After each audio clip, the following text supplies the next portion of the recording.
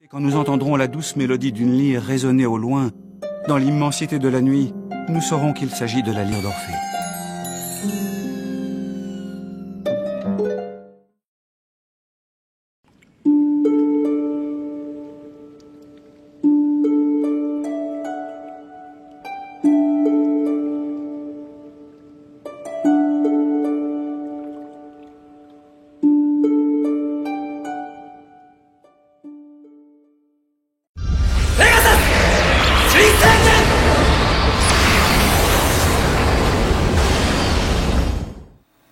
Salut tout le monde, c'est Orpheus, je vous souhaite la bienvenue sous une chaleur accablante pour une toute nouvelle review qui est aujourd'hui consacrée à Seiya le Chevalier de Pégase en version V2 EX Broken.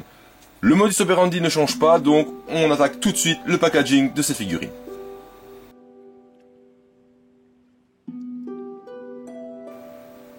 Nous sommes donc en présence d'une boîte version EX, donc boîte carrée, plus grande que les versions Miklos classiques, et qui a la particularité d'être en deux parties, c'est-à-dire que nous avons une boîte principale format Pandora Box, et dessus est glissé un fourreau. Le fourreau ici je ne vais pas l'enlever parce qu'il est encore attaché à la boîte, et je n'ai pas envie d'abîmer la boîte, mais si on l'enlève, sur la Pandora Box, nous allons retrouver quoi? Eh bien la représentation de Pégase sur les faces de cette boîte. Ensuite, nous allons retrouver en avant-plan sur ce fourreau, ici la figurine de Seiya montée en armure, je vais dire normale, donc non brisée, avec en arrière-plan le cosmos et la constellation de Pégase ici. Alors, on va retrouver les inscriptions Senseiya EX en version japonaise, le logo Bandai Tamashii Nation, les inscriptions Senseiya ici en haut à gauche en japonais. Alors, particularité de ma boîte, c'est que je n'ai pas de stickers de la Toei dessus. Donc, je n'ai pas d'indice qui puisse me dire quelle est la version de cette boîte. Par contre, j'ai ici en dessous un stickers Facebook de Tamashii Nation South Asia. Donc, je me dis, est-ce que c'est pas une boîte japonaise? Je l'ai comparé à ma version de Yoga en V2 EX et elle ressemble très fortement à la boîte. Donc je me dis peut-être que c'est une version japonaise, mais là je peux pas la confirmer. Pourquoi? Parce que je n'ai pas mon sticker de la Toei dessus, je l'ai reçu tel quel. Voilà. Face avant, classique, très commune à celle du Dragon V2 EX, dont j'ai fait la review et dont je vous invite à aller voir la review si vous ne l'avez pas encore vue. Ensuite, nous avons la face latérale, la première, donc où on voit Seiya en pose d'attaque, pardon, avec le Pegasus Suseiken. Ensuite, sur l'autre face, nous avons ici la représentation donc de l'armure montée sur le totem, d'accord, toujours avec le symbole derrière donc de Pégase qu'on retrouve sur la Pandora Box quand on enlève le fourreau. Et ensuite, nous avons sur la face arrière plusieurs représentations, une de Seiya montée en armure normale.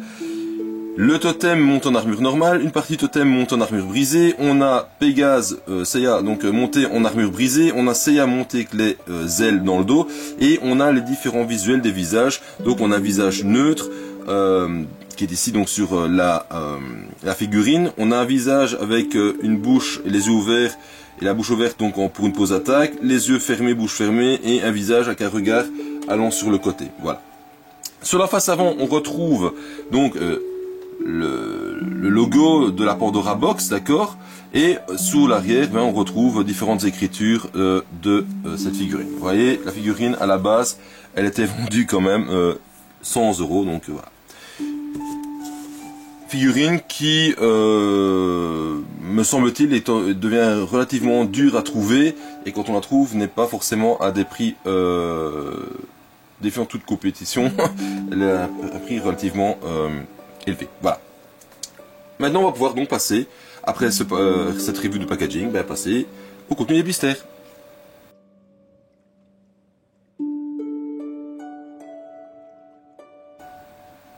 Alors, que va-t-on retrouver tout d'abord dans cette boîte? Eh bien, tout d'abord, on va retrouver la notice traditionnelle, d'accord?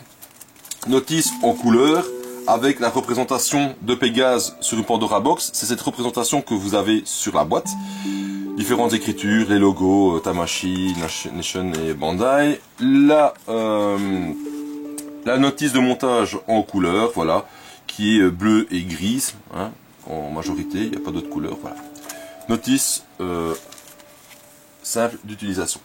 Ensuite, nous avons affaire à 3 blisters. Alors, le premier blister va reprendre, donc ici, Seiya avec les principales pièces d'armure, en version non brisée. Ici, le visage qui est dessus, c'est déjà le visage avec les yeux ouverts et la bouche ouverte. Pourquoi? Parce que pour la review, ma figurine était déjà montée et je l'ai repositionnée dans ces blisters pour vous faire donc cette review.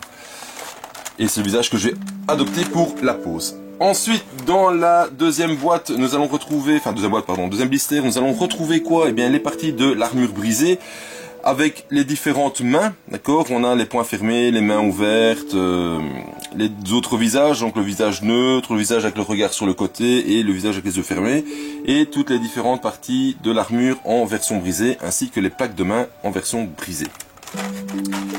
Et ensuite, dans le troisième blister, nous allons retrouver quoi?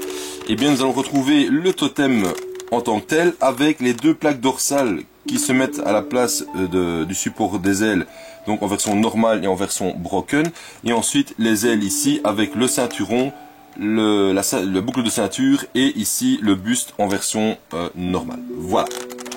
Donc, maintenant que le contenu des blisters a été dévoilé, eh bien on va pouvoir passer au montage de cette figurine.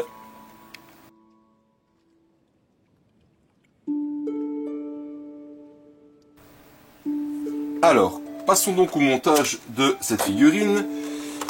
Alors, hop, voilà. Alors, première chose à vérifier, on va vérifier un petit peu la mobilité et la rigidité du corps. Donc au niveau du buste, ça bouge bien. Au niveau des jambes, ça va, c'est pas trop rigide ni trop souple. Je suis content par rapport à certaines. Donc ici, j'ai déjà enlevé les mains qui ne serviront pas. Au niveau des épaules, ça va, les bras, ça va, la tête, c'est pas mal. Voilà, c'est pas mal pour l'instant. En plus, c'est une armure qui ne pèse pas trop lourd quand elle est posée sur le personnage, donc ça va aller relativement bien. Alors, je vais passer donc à la suite du contenu. Alors, je vais ici opter pour une armure mi-brisé, mi-normal. Voilà, je vais pas faire complètement normal et je vais pas faire complètement brisé. Voilà, j'aime bien faire un mix des deux. Donc, que dire cette figurine? Tout d'abord que, voilà, c'est deuxième version d'armure de Seiya. Armure qui apparaît dans la saga Asgard. Deuxième version. Ah, voilà. Je plie un petit peu le genou parce que j'ai oublié de voir sa mobilité. Armure que j'aime bien. Maintenant, je suis pas fan des ailes posées sur Pégase. C'est quelque chose que je n'aime pas de trop. Parce que je trouve que les chevaliers en général sont beaucoup mieux en version sans les ailes dans le dos. Ça a un peu plus de charisme. Je suis pas très fan des ailes. Ah oui, en parlant d'ailes d'ailleurs, les ailes n'existent pas en version broken. Elles n'existent pas du tout en version broken. C'est un petit peu comme le Iki. Iki n'a pas d'ailes en version broken non plus pour le personnage. Donc ça, c'est un petit bémol qui a déjà été dit, si je ne me trompe pas, par le youtubeur The CNS dans une de ses reviews, entre autres donc celle du Phoenix, comme quoi il n'y avait pas donc d'ailes brisées au niveau du Phoenix. Et bien c'est exactement le même cas pour Pégase. Il n'y a absolument pas de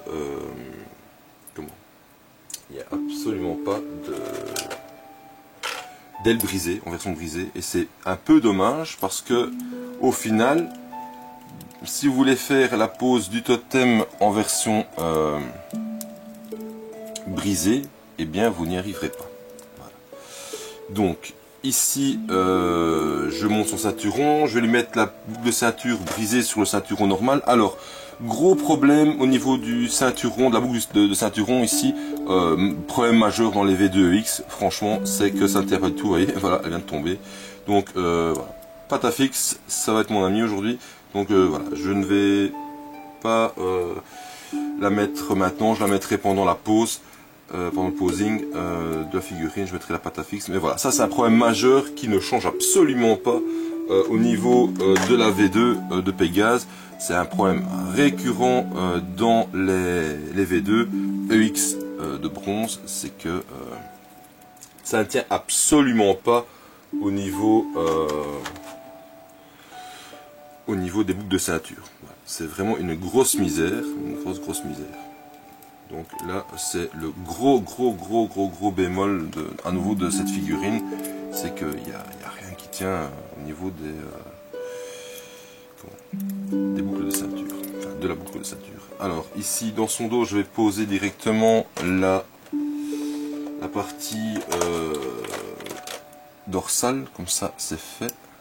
Voilà, hop, voilà. Donc vous voyez, ici je peux opter pour la version dorsale, ou alors je pourrais venir placer où est-elle, la version, ça y est, ne tombe pas dessus maintenant, la version pour mettre les ailes dans le dos.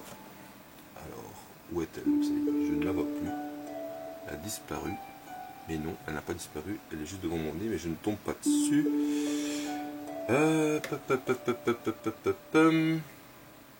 Ah voilà, ici. Voilà, donc voilà, ça c'est la partie qui va sur le dos, dans lequel on vient mettre les ailes. Voilà, je ne la mets pas parce que je n'aime pas du tout monter Pégase avec des ailes. Ensuite, je vais aller chercher directement ma main. J'avais décidé de mettre, enfin, celle que j'avais déjà décidé de mettre au préalable, vu qu'elle avait déjà un posing de fait avant. Voilà, je vais lui mettre une version broken sur sa main, comme ça ce sera pas trop mal. Oups. Voilà. Donc voilà. Alors, donc oui, ben, j'ai monté la main trop vite d'ailleurs. J'ai oublié de mettre la version brisée, donc là, non brisée parce que j'ai mis la brisée d'un côté déjà.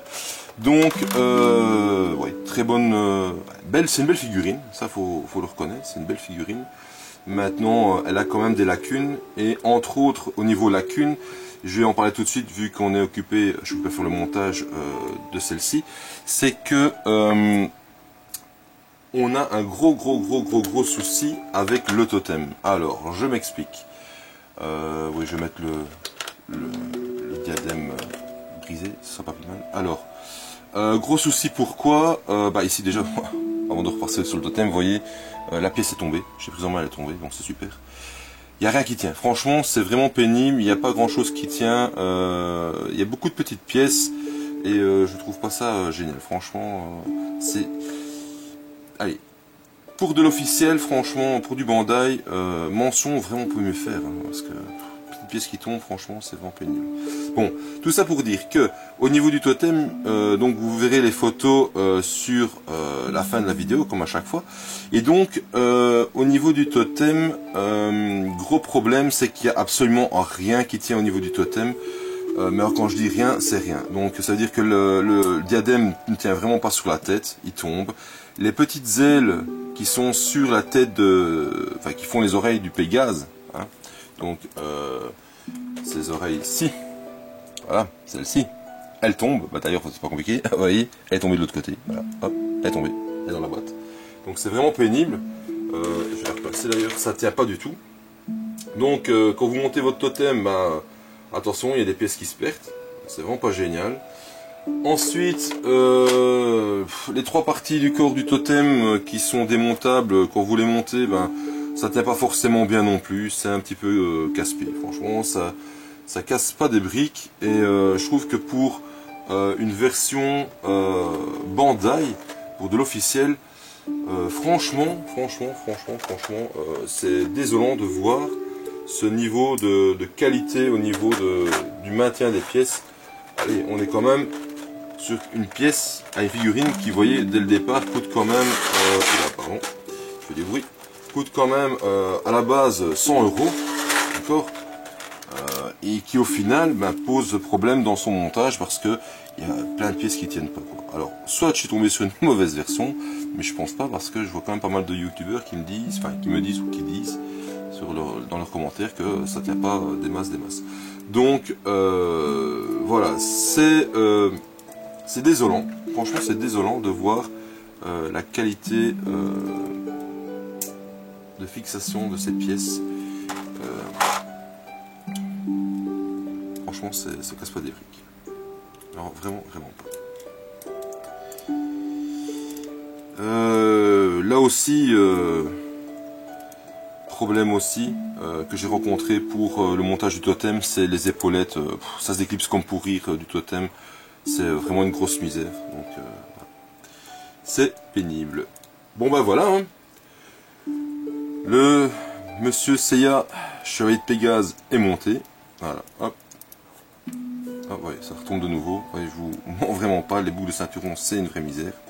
Donc voilà, on va essayer de le faire tenir un petit peu juste le temps de... Voilà. Donc voilà, ça c'est pose complètement bidon. Hein. Je vais ranger les blisters et on se retrouve tout de suite pour la pose finale et le débriefing donc de cette figurine. A tout de suite.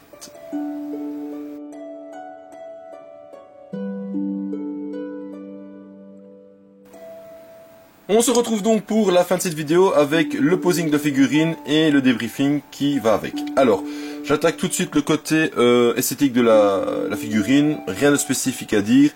Majorité de la couleur c'est argenté à 98% et le restant c'est doré pour les petites ailes des jambières, de la boucle de partie dorée de la boucle de ceinture ou du masque, donc du casque qui va au-dessus. Au niveau esthétique des parties brisées, c'est un beau rendu comme pour toutes les versions V2 EX Broken. Donc on a des fêlures dans les parties d'armure, on a des parties d'armure qui sont cassées, comme ici par exemple la tête de Pégase sur le diadème, bah, il est cassé, hein, il y a une pointe cassée, bon ça donne bien.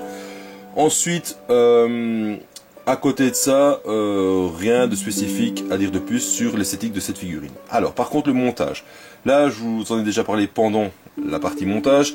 Gros problème avec les boucles de ceinturon, ça tombe, merci Patafix, Patafix c'est mon ami. Ensuite, gros problème sur le totem, je vous l'ai montré aussi, il y a des pièces qui tombent, entre autres les oreilles du totem qui tombent, on a des petites pièces ici qui tombent, on a les trois parties du buste, donc du totem qui ne tiennent pas bien, ça va pas, c'est pas top, franchement c'est vraiment pas top. Et on a aussi les épaulettes qui se déclipsent trop facilement, enfin bref c'est une galère. Je trouve qu'au niveau totem c'est vraiment pas génial, et comme je le disais donc précédemment pendant le montage, au prix où a été vendue cette figurine dès le départ, il y a quand même un gros problème au niveau qualitatif pour le maintien de certaines pièces. Donc voilà, ça c'est un gros problème, un gros bémol au niveau de la figurine. En dehors de ça, cette figurine, bah, vous pouvez la voir, elle est magnifique. Franchement, elle est super belle. La pose est facilement réalisable, pas trop de problèmes avec les articulations, pardon. Donc pose très facilement réalisable. Ensuite, on a quand même 4 visages, donc ça permet de faire des poses beaucoup plus variées. Et la partie broken de l'armure permet justement de faire des mix, comme ici j'ai fait plus ou moins du 50-50 entre la partie normale et la partie brisée. Voilà. J'ai rien à dire de plus sur cette figurine, si ce n'est que elle est très belle. C'est une très belle figurine. Je ne la monte pas avec les ailes parce que je n'aime pas la version montée avec les ailes. Ensuite, elle devient pas facile à trouver. Hein. Les vendeurs qui la proposent ne sont pas monnaie courante. Donc, je sais que The CNS a fait l'acquisition récemment avec le Dragon V2 du Pégase. J'espère qu'il a eu un bon prix. Moi, je l'ai eu à un très bon prix à l'époque, en occasion. Elle est en parfait état. Maintenant, je sais qu'elle se vend quand même à des prix assez prohibitifs, de par sa rareté, vu qu'elle est difficile à trouver. Voilà. J'espère donc que cette review vous aura plu. Je vous dis à très bientôt. Abonnez-vous à ma chaîne.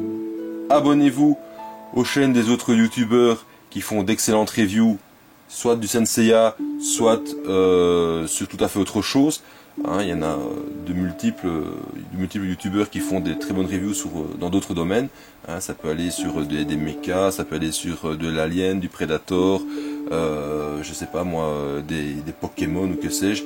Donc il y a plein de youtubeurs qui font des super belles reviews. Abonnez-vous à leur chaîne, ça les motive aussi. Ça me motive quand on s'abonne à ma chaîne. J'aime bien faire du bon boulot. J'espère que ce boulot vous plaît. N'hésitez pas à laisser des petits commentaires positifs ou négatifs ou des propositions. Hein. Je remercie d'autres youtubeurs qui visionnent ma chaîne et qui me laissent des commentaires avec de très bonnes idées que je n'ai pas encore mis en place. d'accord, parce que c'est un peu trop rapide dans le timing, mais j'ai des petites idées qui vont venir, et voilà. Donc, abonnez-vous à ma chaîne, likez, partagez, abonnez-vous à leur chaîne, et je vous dis à tous à très très bientôt pour une prochaine review qui sera consacrée, je l'annonce déjà, à Krishna de Chrysaor, le général Marinas de Poséidon, gardien du pilier de l'océan Indien. Voilà, allez, salut à tous, ciao ciao.